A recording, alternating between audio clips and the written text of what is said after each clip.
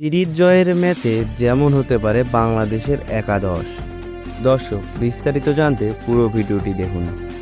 প্রথম দুই ওয়ানডে শেষে বাংলাদেশ ও শ্রীলঙ্কার চলমান সিরিজ 1-1 সমতায় রয়েছে, যা প্রথমবার দেশটির মাটিতে ওয়ানডে সিরিজ জয়ের সুযোগ দেখিয়েছে টাইগাররা।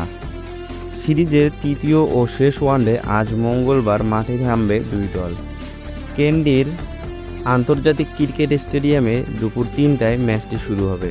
কলম্বোর আগের ম্যাচের চেয়ে কেন্ডির ভিন্ন উইকেট থাকার সম্ভাবনাই বেশি।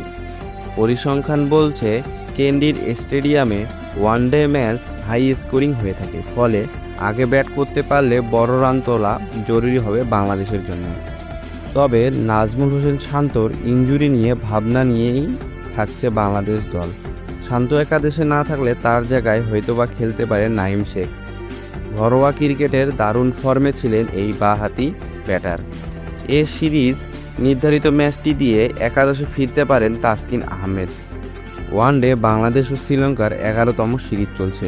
এর আগে 10টি সিরিজের মধ্যে কেবল 2021 ও 24 সালের হওয়া সিরিজেই জিতেছিল লাল সবুজের প্রতিনিধিরা।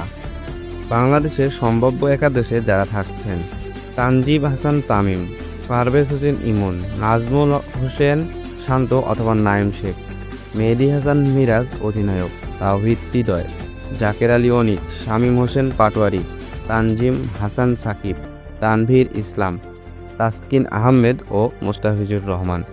দর্শক, খেলার সকল ধরনের আপডেট পাওয়ার জন্য আমাদের চ্যানেলটি সাবস্ক্রাইব করে আমাদের পাশেই থাকুন।